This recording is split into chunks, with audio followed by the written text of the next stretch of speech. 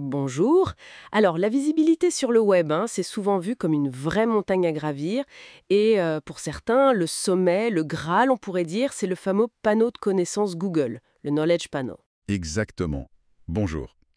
Et aujourd'hui, justement, on explore un article, une source qui détaille une approche en 4 cycles pour, potentiellement, obtenir ce panneau.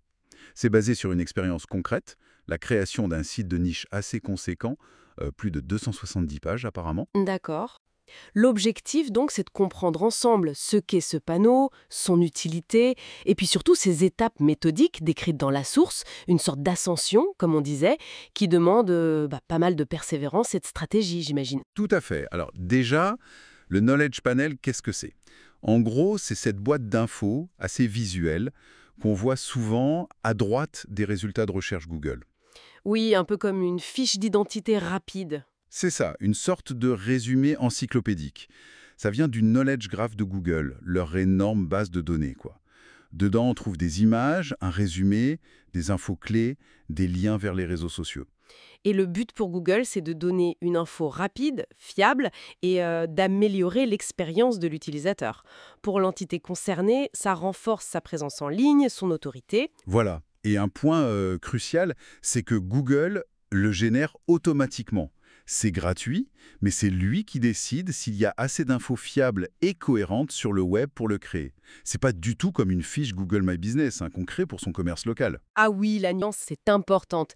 Et la source précise aussi qu'une fois qu'il existe ce panneau, on peut le revendiquer, c'est-à-dire Ben, l'entité concernée, que ce soit une personne, une marque, peut prouver que c'est bien elle et ensuite suggérer des modifications si une info est erronée ou manquante. Mais on ne peut pas demander à Google «Hé, crée-moi un knowledge panel». Ça ne marche pas comme ça. d'accord, c'est Google qui a la main. Du coup, l'article propose cette stratégie en 4 cycles pour, disons, maximiser ses chances de l'obtenir naturellement. C'est comme préparer son expédition, quoi. C'est l'idée.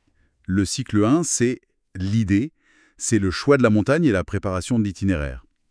L'auteur insiste beaucoup sur le choix d'une niche qui répond à un besoin quasi fondamental, un peu type pyramide de Maslow, et surtout rester hyper focus. Focus, oui.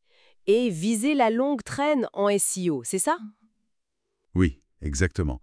Plutôt que de viser des mots-clés génériques, très concurrentiels, cibler des recherches très spécifiques, plus longues.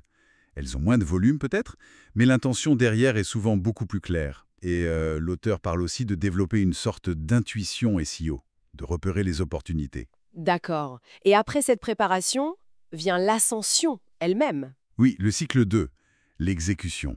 Et là, attention, c'est du lourd. Il faut créer du contenu premium, de très haute qualité et surtout, persévérer. L'auteur donne son exemple perso. Il a bossé quasi tous les jours pendant presque 2 ans. Une page par jour avant de voir des résultats vraiment significatifs. 2 ans. Une page par jour. Ah oui, c'est un engagement énorme. La constance est vraiment la clé alors. Plus que des astuces techniques, c'est un travail de fond. C'est exactement le message. Ce n'est pas un sprint, c'est un marathon, voire un ultra-trail. Et ça nous amène logiquement au cycle 3, l'optimisation. Parce que grimper, c'est aussi ajuster sa trajectoire. Le SEO n'est jamais fini, en somme. Jamais. Il faut constamment adapter sa stratégie, analyser les données. La Google Search Console est essentielle pour ça. Peaufiner les mots-clés, améliorer le maillage interne. Le maillage interne, oui, ces liens entre les pages de son propre site, c'est crucial pour que Google comprenne la structure et l'importance relative des contenus. Tout à fait. Et c'est là aussi que les données structurées, le fameux schéma.org, jouent un rôle important. C'est comme mettre des étiquettes très précises sur le contenu pour dire à Google « Voilà, cette page parle de telle personne ou de tel concept », ça aide Google à connecter les points. Compris. Et enfin, le dernier cycle, le 4e. Et la consolidation. On arrive au sommet. Et là, le Knowledge Panel, il est présenté non pas comme un objectif à atteindre ou à demander, mais comme la conséquence logique de tout ce travail. Une sorte de reconnaissance qui émerge. Ah, c'est intéressant ça. L'auteur dit l'avoir eu sans même le demander activement. C'est ça.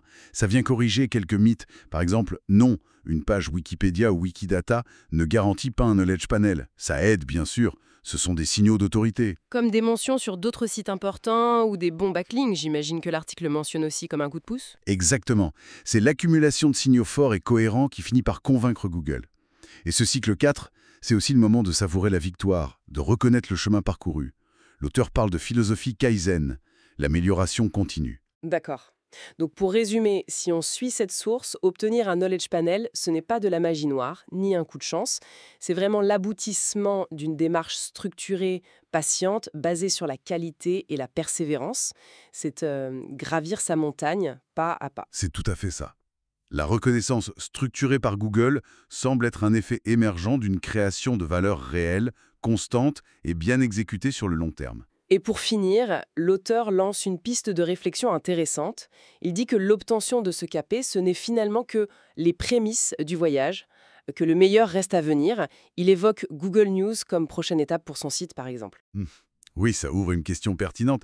Une fois qu'on a atteint ce niveau de reconnaissance par les algorithmes, qu'on est bien identifié dans le Knowledge Graph, c'est quoi le prochain sommet? Quelle est la prochaine étape pour continuer à construire son autorité, sa visibilité dans cet écosystème numérique?